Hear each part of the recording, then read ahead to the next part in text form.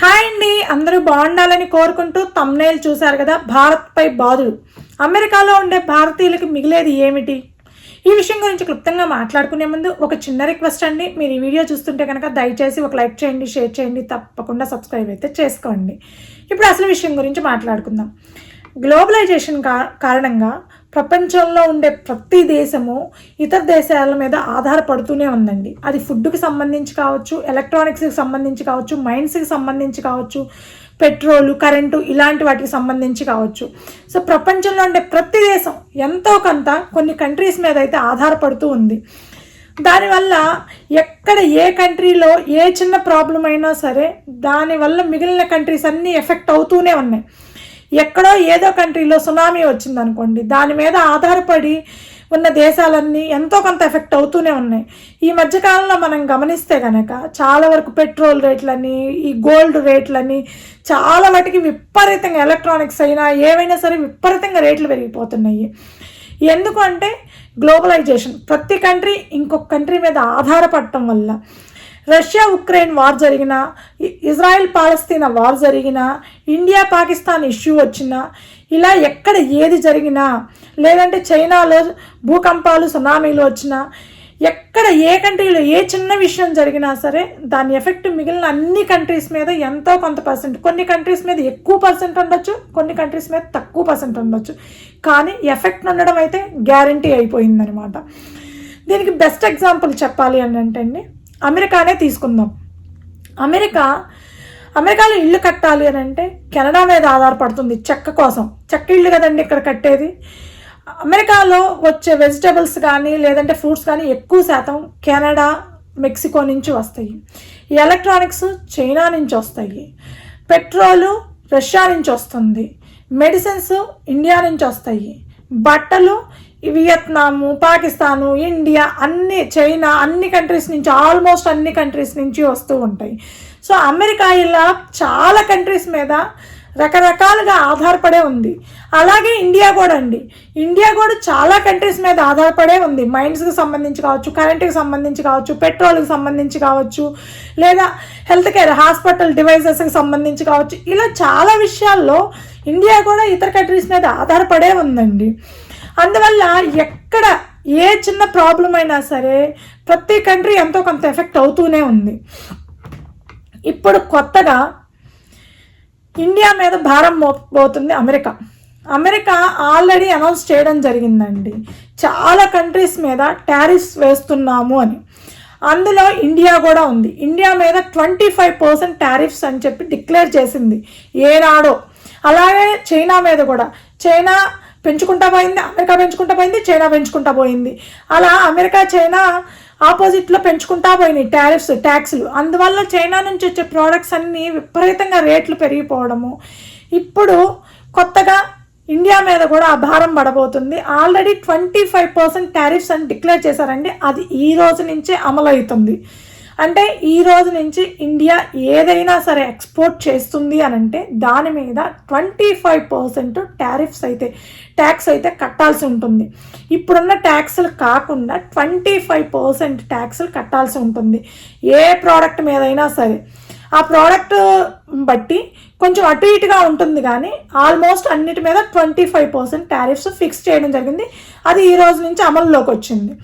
కానీ 25% కాదు, అంతకు మించి అన్నట్లు ఆగస్టు 27వ తేదీ నుంచి భారత్ నుంచి ఏదైతే అమెరికా ఇంపోర్ట్ చేసుకుంటుందో, ఏదైతే భారత్ ఎక్స్పోర్ట్ చేసిందో ఆ ప్రోడక్ట్స్ అన్నిటి మీద 50% టారిఫ్స్ వేయబోతున్నారు ట్రంప్ యంత్రాంగం. అయితే ఇక్కడ ఒక చిన్న ట్విస్ట్ ఉందండి. అదేంటి అని అంటే ఆగస్టు 25వ తేదీ అమెరికాకు సంబంధించిన ఒక బృందం అయితే ఇండియాకు వస్తుంది ప్రధానమంత్రి మోడీని కలవడానికి. ఆ చర్చలు ఫలిస్తే ఈ టారిఫ్స్ వల్ల కొంచెం తగ్గడమో పెరగడమో జరిగే ఛాన్స్ ఉంది. ఫలించకపోతే ఈ టారిఫ్స్ ఇలానే కంటిన్యూ అవుతాయి. సో ఆగస్టు 27వ తేదీ నుంచి ఇండియా ఏవైతే అమెరికాకి ఎక్స్పోర్ట్ చేస్తుందో ఆ ప్రోడక్ట్స్ అన్నిటి మీద 50% వరకు టారిఫ్స్ అయితే వేయబోతున్నారు. కాదు, అంతకు మించి ఇండియా ఏదైతే స్పైసెస్ ఎక్స్పోర్ట్ చేస్తుందో వాటి మీద ఇంకా ఎక్కువ టారిఫ్స్ వేసే అవకాశం కూడా ఉందంటండి ఆగస్టు 27 తర్వాత. ప్రస్తుతానికైతే 25% ఈ రోజు నుంచి ఇండియా ఏదైతే అమెరికాకి ఎక్స్పోర్ట్ చేస్తుందో ఆ ప్రోడక్ట్స్ అన్నిటి మీద 25% ట్యాక్స్ అయితే అమలవుతుంది. తర్వాత ఎగ్జాక్ట్గా 20 days తర్వాత ఆగస్టు 27 నుంచి 50% వరకు ఎక్స్పోర్ట్ మీద ఇండియా ఏదైతే ఎక్స్పోర్ట్ చేస్తుందో అమెరికా ఏదైతే ఇంపోర్ట్ చేస్తుందో వాటన్నిటి మీద 50% ట్యాక్స్ వేస్తున్నారు. దీనివల్ల ఓన్లీ ఇండియన్స్కే కాదండి ప్రాబ్లము, అమెరికన్స్కి కూడా. ఎందుకంటే ఇండియా ఎక్కువ శాతం మెడిసిన్స్ని అమెరికాకి ఎక్స్పోర్ట్ చేస్తుంది. సో మెడిసిన్స్ మీద టారిఫ్స్ ఎక్కువైతే దానివల్ల నష్టపోయేది ఎవరండి? అమెరికన్సే కదా. అమెరికన్స్ కూడా ఇబ్బంది పడతారు. కాకపోతే అమెరికాలో ఉండే ఇండియన్స్ కూడా చాలా వరకు ఇబ్బంది పడే ఛాన్స్ ఉందన్నమాట. ఎందుకంటే ఇండియా నుంచి మేము తీసుకునే ఇక్కడ ప్రతి వస్తువు ఇండియా నుంచి ఇంపోర్ట్ చేసుకునేది. సో వాటన్నిటి మీద 50% వరకు ట్యాక్స్లు అయితే అప్లికబుల్ అవుతాయి. ప్రస్తుతానికైతే ఈ రోజు నుంచి 25% అప్లికబుల్ అవుతుంది. 27 నుంచి లేదా 27 తర్వాత నుంచి 50% ట్యాక్స్లు పెరుగుతాయి. దీనికి ఒక బెస్ట్ ఎగ్జాంపుల్ చెప్తానండి. నేను 2022 ఏప్రిల్లో ఇక్కడికి వచ్చానండి. మేబీ ఒక 2-3 నెలల తర్వాత మేము అమెరికాలో ఉండే కాస్ట్కో హోల్సేల్ షాప్ అండి అది. దానికి వెళ్తే సోనా మసూరి రైసు దాన్ని 10 కేజీల బ్యాగ్, 10 కేజీలు కూడా ఉండదండి, 20 LB అంటారు, 10 కేజీలు కూడా ఉండదు, 953 గ్రాములు ఎంత వస్తుంది, 10 కేజీలు అనుకుందాం అరౌండ్. ఆ 10 కేజీల బ్యాగు నేను వచ్చిన కొత్తల్లో ఇక్కడికి $13.5 ఉండేదండి దాదాపుగా. ఇప్పుడు అదే బ్యాగు $17 అయిందండి, దాదాపుగా $17 అయింది. అది ఇండియన్ స్టోర్స్లో అయితే ఒక్కొక్క స్టోర్లో ఒక్కొక్క రేట్ ఉంటుందండి. ఒక దాంట్లో 20 ఉంటుంది, ఒక దాంట్లో 22 ఉంటుంది, ఒక దాంట్లో 25 ఉంటుంది, రకరకాల రేట్లు ఉంటాయి ఇండియన్ స్టోర్స్లో అయితే. బట్ ఇది హోల్సేల్ షాప్ కాబట్టి దీంట్లో 17, ఇప్పుడు ఈరోజు నేను రేట్ చూసానండి, దాదాపుగా $17 ఉంది 10 కేజీలు. అది ఇండియన్ కరెన్సీలోకి మార్చుకుంటే ఆల్మోస్ట్ ఎంత పడుతుందండి, 1500 దాకా పడుతుంది. 1500 దాకా ఆ 10 కేజీల బ్యాగ్ అయితే ఉంటుంది. కానీ 50% ట్యాక్స్ అప్లికబుల్ అయ్యింది అని అంటే కనుక దాదాపుగా హోల్సేల్ షాప్లోనే $25 అయ్యే ఛాన్స్ ఉంది, అంటే 2200 అయ్యే ఛాన్స్ ఉంది. అలా ఒక రైస్ బ్యాగ్ గురించి కాదండి, ఇండియా నుంచి ఏవైతే ప్రోడక్ట్స్ మేము ఇక్కడ వేరుశనగపప్పు కాడి నుంచి కందిపప్పు, మినపప్పు, బియ్యం, ఇడ్లీ రవ్వలు, కూరగాయలు, ప్రతిదీ ఆకుకూరల కాడి నుంచి ప్రతిదీ ఇండియా నుంచి ఇక్కడికి వస్తుందండి. వాటన్నిటి మీద 50% ట్యాక్స్ వేస్తే కనుక అమెరికాలో ఉండే భారతీయులకు మిగిలేది ఏంటండి? ఉట్టి చేతులే.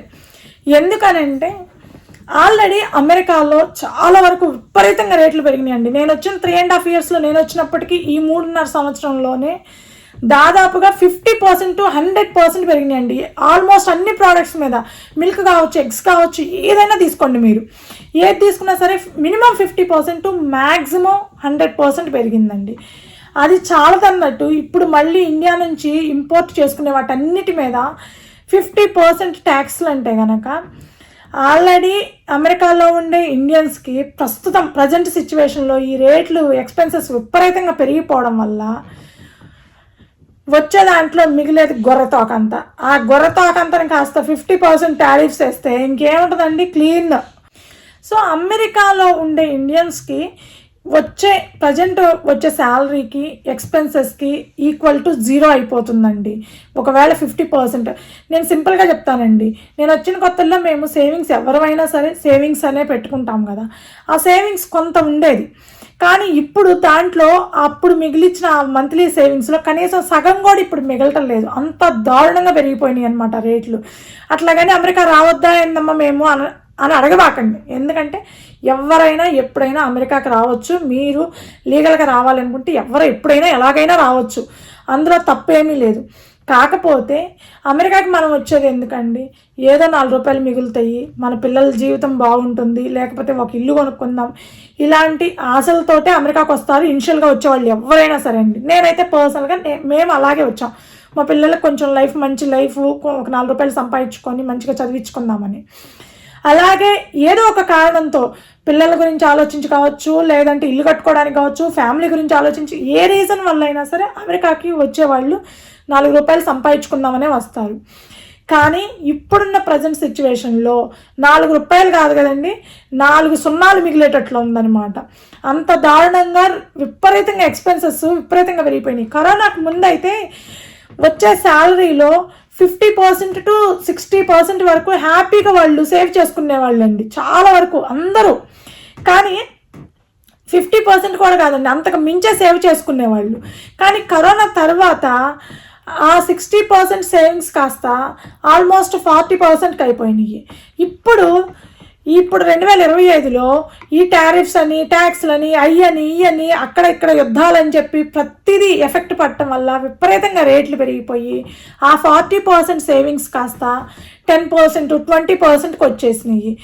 ఇంకా పెంచుతా పోతే టారిఫ్స్ రూపంలో కానీ, ట్యాక్సుల రూపంలో కానీ ఇంకా పెంచుతా పోతే ఏముండదండి, గుడి సున్నానే, పెద్ద సున్నా మిగులుతుందన్నమాట అమెరికాలో ఉండే భారతీయులకి.